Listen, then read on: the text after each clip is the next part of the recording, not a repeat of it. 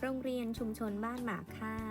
สำนักงานเขตพื้นที่การศึกษาประถมศึกษามหาสารคามเขตหนึ่งข้อมูลพื้นฐานของโรงเรียนชุมชนบ้านหมากค่าตั้งอยู่ที่หมู่ 7 บ้านหมากค่าตำบลแกดำอำเภอแกดำจังหวัดมหาสารคามเปิดสอนในระดับชั้นอนุบาล 1 ถึงชั้นประถมศึกษาปีที่ 6 ปัจจุบันมีนักเรียนจำนวนทั้งสิ้น 165 คนคณะครูและบุคลากรทางการศึกษา 15 คนนำโดยนายอนันต์ภูดินขาวผู้อำนวยการโรงเรียนนายอุดมจันทร์ปัญญานางไพฑูรย์หาหอมนายอาณาทัพศรีรักษ์นางจันทนาทัพศรีรักษ์นางณัฐนิชาถาโอษฐ์นางสาวรุ่งรัตน์รวยทรัพย์นางสาวอภิวรรณแสนวิบูลย์นางสาวกนกการโยปัทุมนางสาวณัฐวราพรอุดมชัยนางสาวทิพวรรณแพงวิเศษนายยุทธศาสตร์กายภายนางสาวสุภาวรรณพลเรืองนางสาวปริตาเพียโคตรแก้วนายชานรงค์ชัยชุมและนายสุนทรแสนราชาความสำเร็จของโรงเรียนในปีการศึกษา 2566 โรงเรียนได้รับคัดเลือกให้เป็นโรงเรียนต้นแบบในด้านการวัดและประเมินผลในชั้นเรียนเพื่อพัฒนาการเรียนรู้ของผู้เรียน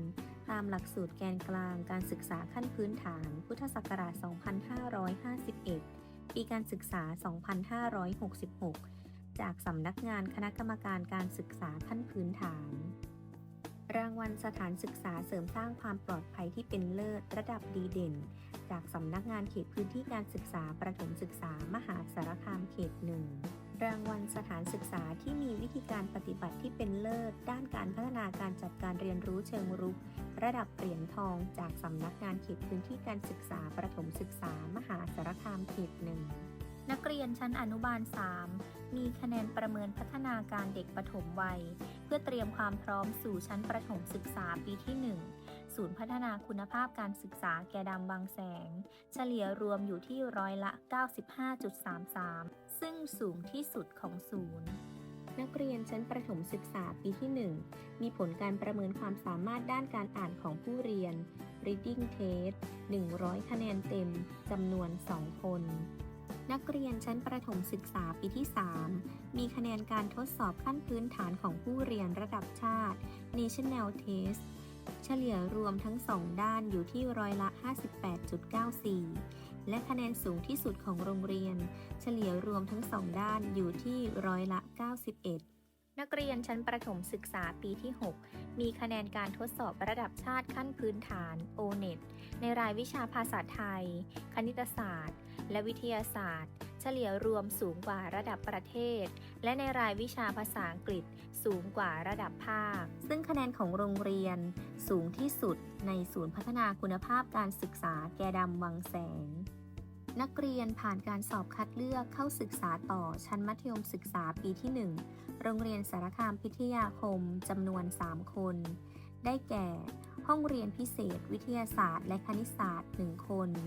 ประเภทความสามารถพิเศษด้านวิชาการ 1 คนและประเภททั่วไป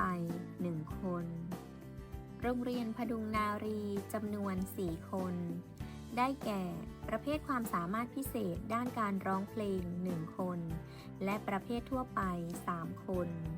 โรงเรียนมิตรภาพจำนวน 9 คนซึ่งนักเรียนของโรงเรียนชุมชนบ้านหมาค่าสามารถสอบผ่านการคัดเลือกได้ลำดับที่ 1 รางวัลจากการเข้าร่วมแข่งขันกิจกรรมเหรียญทองอันดับที่ 2 การแข่งขันแต่งคำประพันธ์ชั้นป .4-6 เหรียญทองอันดับที่ 6 การแข่งขันคัดลายมือชั้นป .4-6 เหรียญเงินอันดับที่ 14 การแข่งขันเขียนเรียงความชั้นป .4-6 โครงการรักภาษาไทยเนื่องในสัปดาห์วันภาษาไทยแห่งชาติประจำปี 2566 ระดับเขตพื้นที่การศึกษารางวัลชนะเลิศและรางวัลชมเชยกิจกรรมเขียนเรื่องจากภาพเนื่องในวันสุนทรภู่และวันภาษาไทยประจำปีการศึกษา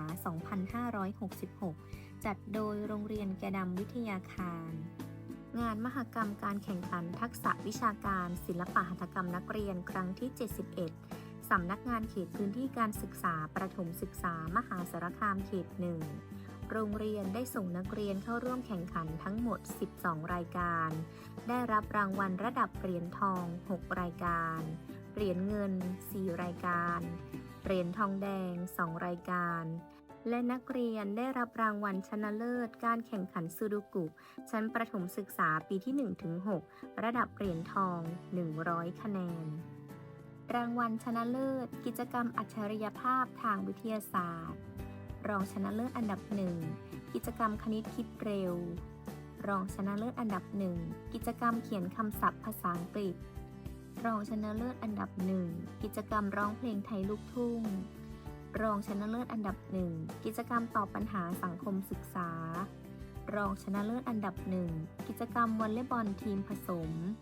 และรางวัลชมเชยกิจกรรมวาดภาพระบายสี ในโครงการเปิดบ้านวิชาการเทาชมพูสู่คิดดี จัดโดยโรงเรียนมิตรภาพ ในปีการศึกษา 2567 นี้ โรงเรียนชุมชนบ้านหมากค่า พร้อมที่จะพัฒนานักเรียนให้เติบโตไปเป็นคนดีของสังคม สามารถนำความรู้ไปปรับใช้ในชีวิตประจำวันได้